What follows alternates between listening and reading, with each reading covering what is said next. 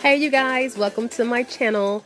I'm Pharmacy Tech Love. This is where you're learning everything that you need to know about how to be a pharmacy technician. Welcome back to my channel. I'm Pharmacy Tech Love. And if this is your first time visiting my channel, make sure you subscribe. A lot of people do not know how to subscribe, so I've actually been trying to teach people how to subscribe so they can actually come back to my channel and watch my content. So what will happen is you will see the word subscribe over here. Okay, for you it'll be to your right. So you'll hit that subscribe button, and then these two little bells will pop up. So you want to hit the one that has the quotation marks. That way you can receive all of my notifications. So make sure you do that for me. Okay, so I went ahead and took some notes. I took some notes in my phone instead of having to write all this down because it really would have been a lot of information to write down. I've had 2 subscribers to ask me to discuss billing and health insurance, or just billing and insurance, and how to, I guess, just how to put it in. I guess they're having trouble with it, but it's really not that difficult, so I'll break it down for you. And also PTCB offers a certification for billing and reimbursement, if I'm not mistaken. So I'll try to put that in the iCards if I can remember, so I'll definitely try to do that. I'll try to put it right up here. If I don't put it here, I have a playlist that has PTCB credentials. I think that's what it's called. Okay, so let's get right into it. Number 1, I have a whole list, so I'm going to try to keep this as short as I can, but it may be 15 minutes, I'm not sure. Okay, the first thing is training. There should be a pharmacy technician, hopefully a senior pharmacy technician there in your pharmacy, if you're a new pharmacy technician, that can help you and guide you on how to input insurance billing information. So that's the first thing that you want to do, is go to someone that has been there for quite a while and ask them to teach you. If you are a pharmacy technician trainee, you should definitely be being trained on this. Even if you're a new pharmacy technician and you're just going into the pharmacy, just ask someone, hey, I have never done billing before or put in insurance information. Can you please teach me how to do that? So make sure you ask.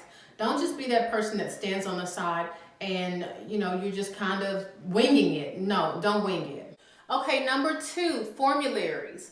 The Food and Drug Administration maintains a national formulary for prescription medications. These formularies are similar to those established by pharmacies, insurance companies, except the FDA formularies includes approved prescriptions and generic drugs. Number 3, if you don't know what a formulary is, these are a list of meds that are approved by your insurance company or the patient's insurance company. So that's what a formulary is, okay? On this formulary list, these will be medications that are approved by your insurance company or for your patient's insurance company. So if you have prescription coverage, you also have a formulary list yourself. So let's talk about the 2 different types of formularies that are available. Okay, the first one is the formulary itself, like I just discussed. It will be a list of medications that are covered. Okay, so whenever I used to work in retail and they came into the pharmacy, I almost said formulary, they came into the pharmacy and what popped up on the screen whenever I put their insurance information in, what popped up on the screen was drug not covered. So I just explained to the patient, hey, this medication is not covered on your insurance.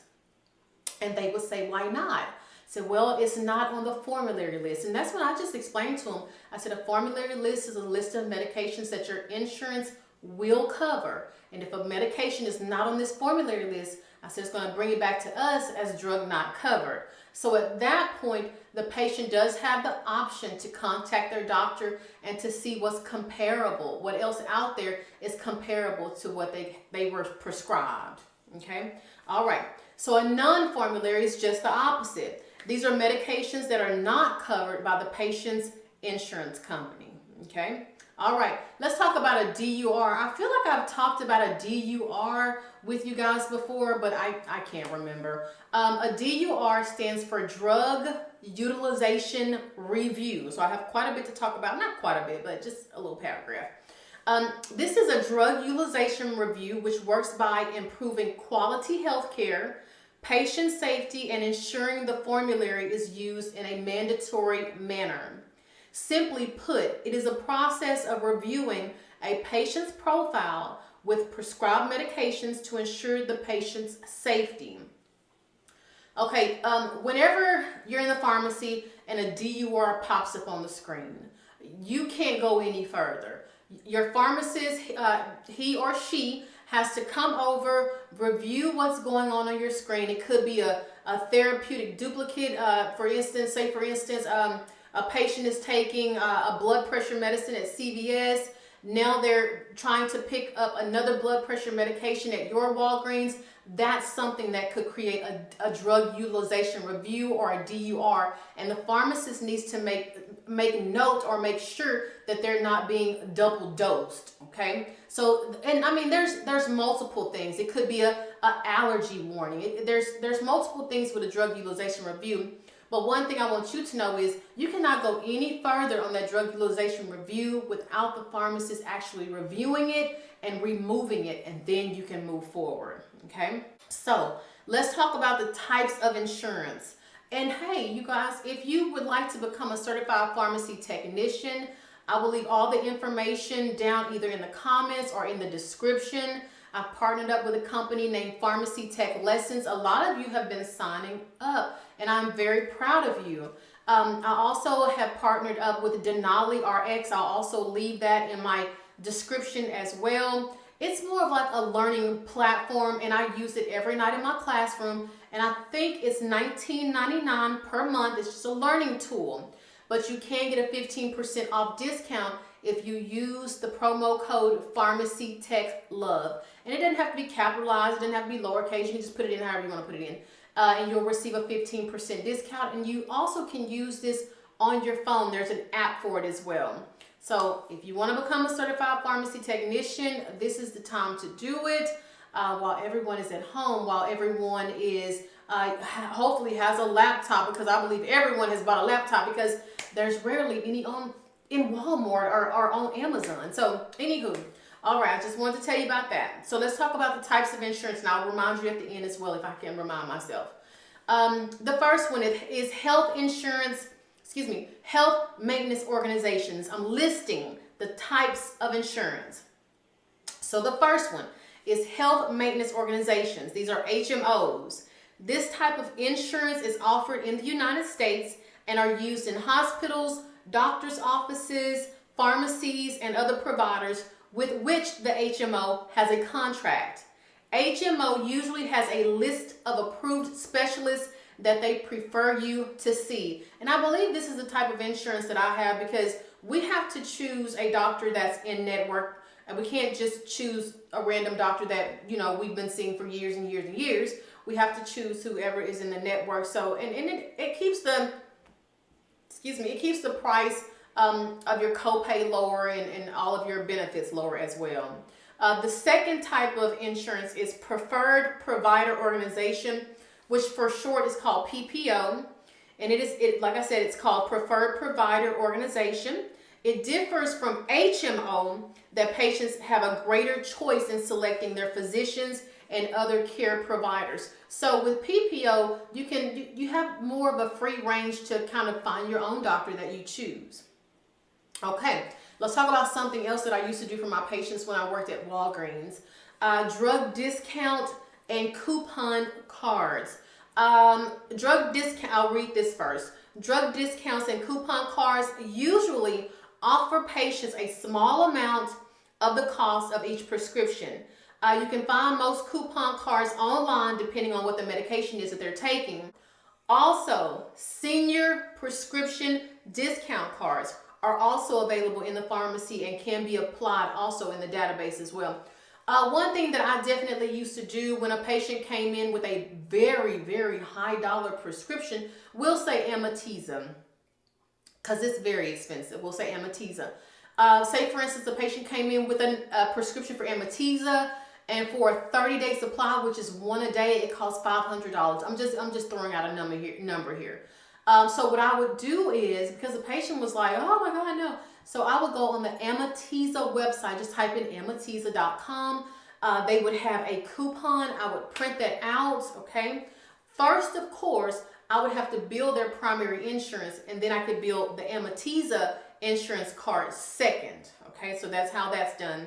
And I'll tell you exactly what you need to look for whenever you're receiving a prescription card or any type of information regarding a card. I'll let you know the things that you need to look for on that card, okay? So let's continue on with the insurance information. So let's talk about Medicare.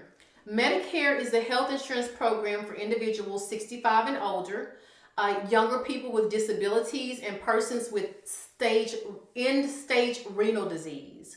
So let's talk about Medicaid. It is the health insurance program for individuals and families with low income or individuals with disabilities. It is managed by the state and funded jointly by the state and federal government. So now you know what Medicaid is. TRICARE. This is for people that are actively in the service or or retired. It is a medical insurance plan for the United States uniformed servicemen and servicewomen families and themselves. The plan is a Department of Defense health insurance plan. There are 5 different types of TRICARE. There's one called TRICARE Standard, TRICARE Prime, TRICARE Reserve Select, TRICARE for Life, and then number 5, TRICARE Drug Programs. TRICARE beneficiaries or the card holder will have their own card, and you will be responsible for inputting the information into the database, and I'll let you know what information you need to look for on that card. I'll let you know that close to the end. Okay, let's talk about workers' compensation. Workers' compensation is a form of insurance, okay, for employees who are injured while at work. Patients are not responsible for any payments, and all costs are covered by the employer, okay, since you failed or whatever happened at your job. In order to process the claim in the pharmacy, you will need to gather the information from that patient's employer, okay? Hopefully they collected all the information and they're bringing it to you so they can process it through the pharmacy so they don't have to pay anything, okay? All right, let's talk about insurance terminology. These are some of the things that you will need to know so that you can understand and how to speak fluently whenever you are in the pharmacy. And everything that I'm telling you is more of the retail setting, because I work in the hospital setting and we do none of this. We don't bill anyone. Well, I mean, we charge the patient, but it's not so in depth as far as retail goes. So that's what it is. Okay, so let's talk about insurance terminology. First one, adjudication. Adjudication is the process of transmitting a prescription electronically to the proper insurance company or to a third-party biller for approval and billing. Okay, so whenever you hit submit to process that claim, after you put all their insurance information in and you hit process, that process is called adjudication. It's going to a third-party biller or their insurance company in order to kick you back a copay amount for that patient to pay for. Okay, and we'll talk about what a copay is. Number 2, the carrier, the insurer, or the provider, all 3 of those words. That's simply put, that is just simply the insurance company. Okay, the processor. It is a company hired by the insurer to process your claims in order to do the adjudication. That may be that third-party company. Okay, what a claim is. A claim is a request for reimbursement for products or services rendered from a healthcare provider to an insurance provider. Okay, all right, so whenever you process a claim, that's like me walking into my doctor's office. Okay, I'm going into my healthcare provider, and then my healthcare provider will then charge my insurance company. That's processing a claim. Okay, all right. Or same thing, well, yeah, pretty much same thing in retail. Patient walking in with the prescription, they give you the prescription. You have to input all the information in for the prescription and then process the claim. That's a claim, okay? All right, let's talk about what a copay is. I was just discussing that. A copay is a portion of the cost of a service or product, but a patient's payout of pocket each time it is provided. So remember when I was talking about, say for instance, the patient comes in, he or she gives you their prescription, you input all of their information, you put in the name of the prescription, and you already have gathered their insurance card information, you put that in, now you're ready to submit. You adjudicate that claim, okay? You process that claim. What comes back is the copay, okay? Let's say, for instance, the person's prescription cost $150. Once you submitted it to the third party, or once you've adjudicated it and it's went to the third party or to that person's insurance, what will come back? Of course, it's going to be a lesser amount because they're paying insurance. What's going to come back, I'm just hypothetically speaking, we'll say that prescription costs $150, the copay amount is $75. So basically, the insurance company pays $75, and we'll say that the patient pays $75. So their copay is $75, okay? Okay, let's continue on. Let's talk about deductible. Keep that $150 and that $75 in your mind. So a deductible is a set amount a client pays upfront before the insurance coverage applies. Say for instance, with your insurance company, as far as your prescription coverage, you have to meet a $500 deductible, okay? So whenever you took that prescription in and that prescription costs $150, you have to pay that full $150 until you meet that $500 deductible, okay? So that means you still owe $350 before your insurance company will start paying on it, because you have chosen to choose a plan where you have a $500 deductible before they will start paying on it. I hope that helps you out a little bit. Just like with my car, I'll say with my car insurance, same thing. With my car insurance, I know that we rarely ever have wrecks around here, which I don't wreck the vehicles, but I should have chose different because of my daughter. But anywho, with my insurance company, I have a $500 deductible. So if I get into a car accident, I know that I have to pay that $500 up front before they will cover the rest. Okay, that's what that is. All right. All right. Let's talk about DAW codes. Now, these are Dispense As Written codes. You are not allowed to write on that prescription in that DAW field. Dispense As Written means that the doctor has, depending on what the code is, it needs to be given to the patient exactly how the doctor wrote it for, unless there's certain codes, which I'm going to talk to you about that as well. So, like I said, DAW means Dispense As Written. Excuse me. Okay, so say for instance, the physician or the doctor, whoever, wrote a 0 in the field where it says Dispense As Written. So if there's a 0, that means the physician authorized generic substitution. Hold on just one second. The physician authorized generic substitution, and the patient accepts the generic substitution, or a generic equivalent is not available. Okay, if a generic equivalent is not available, then of course you'll have to get brand name. Okay, DAW code number 1 means a physician requires, excuse me, I read this in here. The physician requires that the prescription be refilled exactly as written. That means no substitutions are permitted. That is DAW code number 1. Let's talk about DAW code number 2. The physician authorized generic substitution and a generic equivalent is available, but the patient refuses a generic substitution. Okay. Now, like I said, please remember, if there's nothing wrote in that DAW area, you are not allowed to write in there 0, 1, or 2, because that is considered fraud. Okay, we don't want to get into fraud. Okay. Number 9, still in the terminology. This is the last one on the terminology. Is the day supply. The day supply means the number of days that you will dispense a quantity that a quantity will last. A quantity of medication will last. So say for instance, I went into my pharmacy and I gave them a prescription for acetaminophen. Okay, I'm just gonna say Tylenol. And it is for a 30-day supply, and I'm taking 1 a day.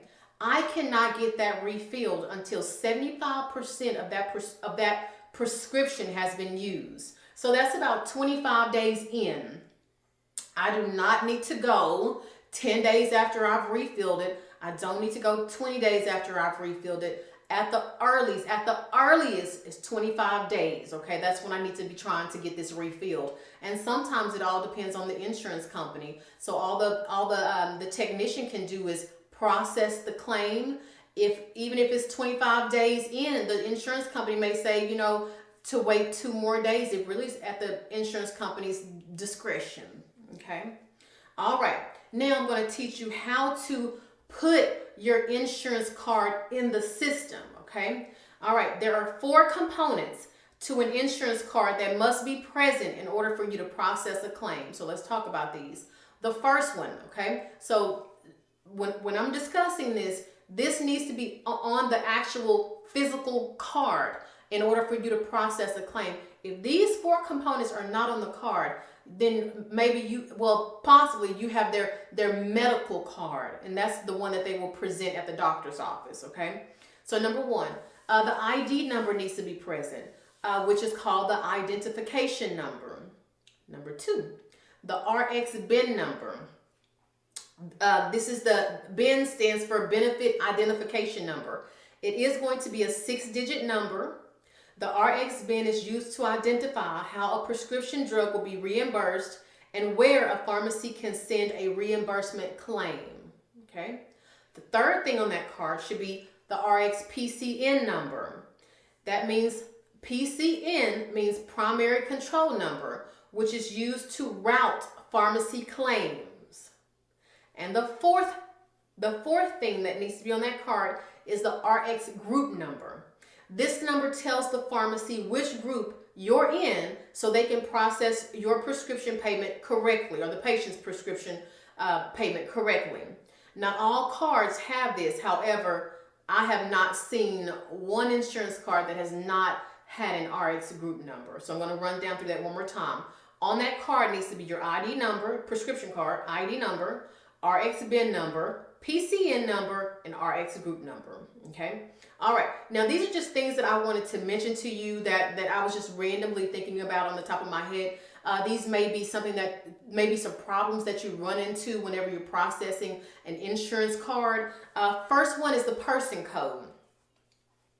Depending on who the card holder is, say for instance, I'm the card holder and my husband and my children are my beneficiaries, okay? So me being the card holder, I'm going to be person code number 1. My husband is going to be person code number 2. My first child is, or my second child, it doesn't matter on that, will be person code number 3 and 4 and 5, however many kids that I have, okay? So the card holder, again, will be person code number 1. Their spouse, if they have one, will be person code number 2. And their children will be starting at 3, 4, and 5. Person codes 3, 4, and 5, depending on how many children they have, okay? So when it kicks back and it says wrong person code, that's when you will know, hey, are you the card holder? Is your spouse the card holder? So now you know what questions to ask, okay? Dates of birth. I've had that situation happen before. It's where the date of birth is incorrect in the system. And listen, Linda, sometimes the date of birth is incorrect in the insurance, on the insurance company's side. Okay, you and your pharmacy, you may have it in correctly, okay? But the insurance company has it in incorrect. But listen, and I want you to listen carefully, okay? In order for that patient to get their medication, you know, once you call their insurance company and they tell you what date of birth they have, I'm just going to give you a scenario because this is what has happened to me before. The patient is standing right in front of me, okay? And I'm on the phone with the insurance company and the patient is saying, "Oh, my date of birth is 2/28/80." Okay? 2/28/1980. That's what the patient is saying. My date of birth is 2/28/1980. Okay? That's what you have in your database in the pharmacy. But the insurance company is saying, "No, we have 2/28/1981. All right? What you're going to have to do as a pharmacy technician, you're going to have to change their date of birth to 2/28/81 because that's what the insurance company has on file.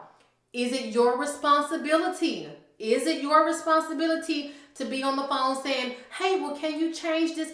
That is not your responsibility. That is the responsibility of the patient to get all that settled. The only thing that you need to do for right now is change that date of birth into what the insurance company has. That way that patient can get their medication and they can leave peacefully and have their medication. But definitely let the patient know, hey, the insurance company has your date of birth in incorrectly. You may want to give them a shout and have them to change that. That way when you come back, you know, they'll have your date of birth correct and we'll have your date of birth correct. It's so easy to talk to people peacefully, you know, so they'll have an understanding. Excuse me, but then you'll have those people that are very argumentative, and you'll have to kind of say, hey, you know, this is what it is. This, you don't have to get rude, but, you know, just kind of like, hey, you know, this is what it is. This is what we're going to do for you, and we're going to get you together. Sometimes you have to do that in order for people to understand, but you can say it still in a peaceful and calm way.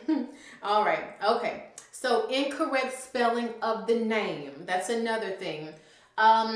Yeah, if it will kick it back and it will say name spelled incorrectly, and you just go in and accident, you know, you call it. There will be a lot of times when you will be calling the insurance company, but you have to change it to whatever the insurance company has in order to process the claim. So you'll have to call the insurance company. Sometimes you're on hold for a very long time, and you'll just politely ask the insurance company, well, hey, I got a rejection saying that the name is spelled incorrectly. Can you tell me what you have on your end so I can change it on my end and let the patient call you guys at a later time so we can get that, so he or she can get that fixed. See how easy that is? Easy, easy, easy, okay? All right. Another thing is juniors and seniors, okay? So I'm trying to think of a name that I can use. We'll just say John Doe. We'll just say John Doe. So say, for instance, John Doe, the father, senior, is 52. John Doe Jr. is 12, okay? So whenever you pull up John Doe, there's two of them with the same first name, last name. There's no senior attached. There's no junior attached, okay? But one thing I want you to get into your mind is when you come across names that are very common and then you have two of the same ones, that's when you need to ask a very, very simple question. What is your date of birth? They're not going to have the same date of birth because one is 52 and one is 12. So it's so easy to just ask those little simple questions, those little simple details. That's how Walgreens trained me, and I'm glad they did. You need to ask for address, date of birth, phone number. You know, those little things, they help out quite a bit because the senior and the junior are going to have the same first and last name. They're going to have the same address because a 12-year-old isn't living out here on his own, okay? But definitely they're not going to have the same date of birth. So that's how you're going to distinguish between your patients who have the same first and last name. Okay. All right. There will be things that will happen as far as a rejection that will say patient not covered. I almost said drug not covered. Patient not covered. Okay. That will be a situation where maybe two people have gotten a divorce. Maybe the husband thinks that he's still on the wife's insurance. Maybe the wife thinks she's still on the husband's insurance. And I've been in that situation. I've been in quite a few situations.